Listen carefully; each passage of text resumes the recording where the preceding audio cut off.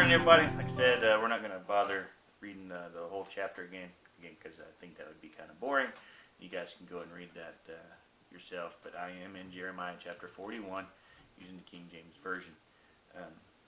So as we start this study, we see that we have a very tragical story is related in this chapter, and it shows that evil will pursue sinners, and that the black cloud that we talked about in the last chapter is now gathering and is going to burst into a dreadful storm. And we see the few Jews that escaped the captivity were proud to think that they were still in their own land, and when their brethren had gone, they know not where. And they were fond of the wine and the summer fruits they had gathered, and were very secure under Gedaliah's protectorship. And all of a sudden, even these remains prove ruinous as well. And so we see that we have 6 main ideas in this chapter. We see that Gedaliah is slain by Ishmael. We see that in verses 1 through 2. We see that all the Jews that were with him are slain likewise in verse 3, and a pit is filled with their dead bodies in verse 9. We also see some devout men, about 80, the Bible says 80, that's about 80 or so, that were going towards Jerusalem, were drawn in by Ishmael and murdered likewise, verses 4 through 7. And only 10 of those 80 escaped, and we see that in verse 8. Fourthly, we see those that did escape the sword were taken prisoners by Ishmael and carried off towards the country of the Amorites. We see that in verse 10. Fifthly, we see by the conduct and courage of Johanan, though the death of the slain are not revenged, the prisoners are recovered, and he now becomes their commander-in-chief in verses 11 through 16. His project, finally, the 6th main idea, his project is to carry them into the land of Egypt, verses 17 through 18, which we'll hear more about in the next chapter. So, in verses 1 through 10, we see that deals with the murder of Gedaliah. We see such a tragic story here. Things were finally looking up for the Jews after this judgment that had come through. Of course, they've been through the famine, the drought, and now this judgment of being carried away and all of that, the desolation of their land. So things were finally looking up. They have a good leader in Gedaliah and all that. And so they're looking up, yet here we have the slaying of their leader and those around him. And so why? Why would that happen? Well, we see that God permitted this to complete the ruin of an unhumbled people. So let's take a closer look. First of all, we see Ishmael and his party killed Gedaliah in cold blood. Well, what would trigger him to do such an awful act? What would cause Ishmael? Of course, he's sent, as we see in the previous chapter, by another king, Baalis.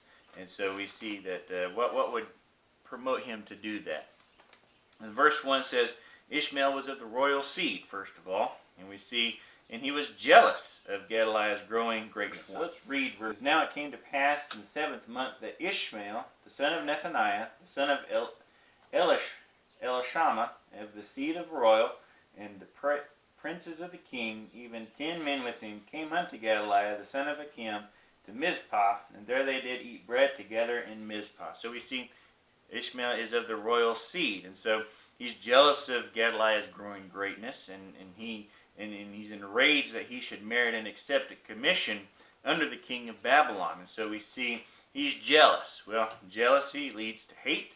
We see that hate leads to anger, and of course anger leads to the dark side. So we see Ishmael had 10 men with him who had been with Gedaliah before to put themselves under his protection. We can read that back in the previous chapter, chapter 40, verse 8. And now they come to visit, and they did eat bread in Mizpah. So they're feigning friendship at this point to get Gedaliah's trust. And so Gedaliah entertained them generously. He saw no jealousy in them, notwithstanding the information he had received from Johanan in the previous chapter. If you guys remember, Johanan had warned him of Ishmael, but Gedaliah kind of blew him off.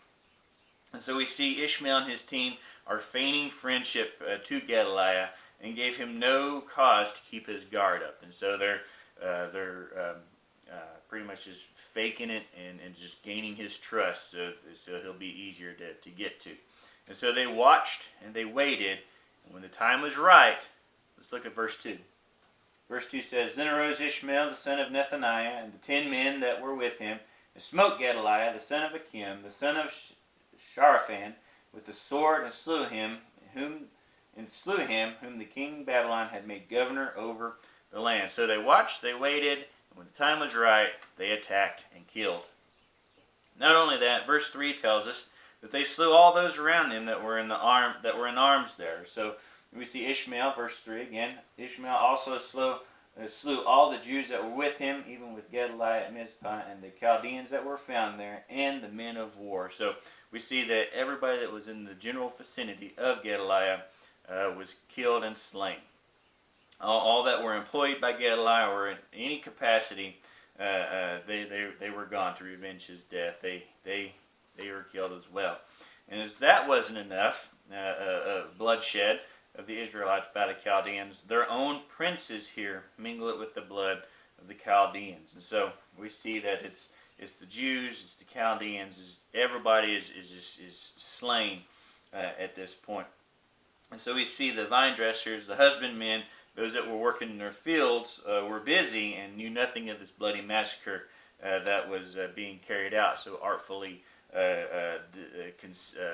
concealed as it was. So they had no idea of what was going on. The working people, the working class, didn't have any idea what was going on. So, but the bloodlust doesn't stop there. Let's take a quick look at verse 5.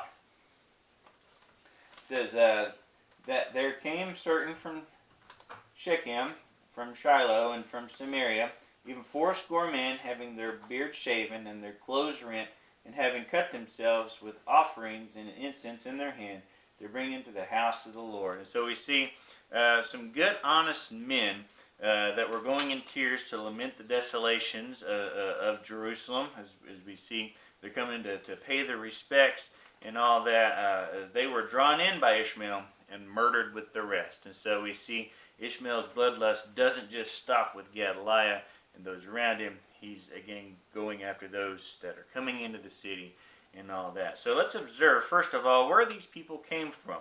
They came from Shechem, Samaria, and Shiloh. These places had been famous, but are now reduced to ruins, as we see back in the previous chapter. The entire country has been laid to waste. They belonged to the 10 tribes, but they were a few that retained the affection for the worship of God in Israel. And so we see that there's still a few that are honoring God as they should. And second of all, where are they going?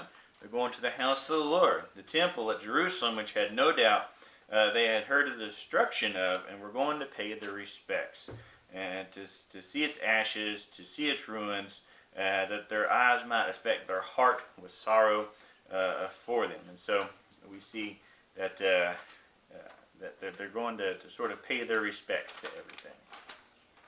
Look at verse 6. Hello, Kite. We see that how they were fooled into a fatal snare by Ishmael's malice. Let's look at verse 6 real quick. Verse 6 says, And Ishmael, the son of Nethaniah, went forth from Mizpah to meet him, weeping all along as he went. And it came to pass, as he met them, he said unto them, Come to Gedaliah, the son of Achim. And so we see they were drawn in, hearing of their when Ishmael had heard of their approach, he resolved to be the death of them as well. So he goes out to meet them. He's got these crocodile tears coming on because he's planning. He knows what he's planning. So he comes out with crocodile tears, pretending to bewail the desolations of Jerusalem as much as they were doing. And so we see he leads them into town and found them to have respect for Gedaliah, which of course just triggers him toward and so his anger is kindled against them, and so he only further resolves his murder of them as well. And as we get into verse 7, we're going to see that when he had led them into town, he slew them. So let's look at verse 7. And it was so, when they came into the midst of the city, that Ishmael, the son of Nethaniah, slew them, and cast them into the midst of the pit, he and the men that were with him. So we see that, notice where he disposes of these bodies. So he's killed them, and now he's casting them in the middle of this pit. And so there's no proper burial he just throws them in this hole in the ground, and that's pretty sad, and we see that, burying people is sort of a final, respectful thing that we do, and it's a way to honor their life and whatnot. But here he just kind of throws them in a pit, and so it's pretty sad. So we see again. I made a joke about how sort of jealousy leads to hate, to anger, and to the dark side. But in truth, it's jealousy does make you do all these things. It does make you hate, and it does make you angry, and we can see what jealousy will do. So that's where we'll stop today. So next time, we'll dig into what this pit is, a little bit more about the pit, and we'll get a little further in the lesson. So thank you guys so much for watching, and I'll see you next time.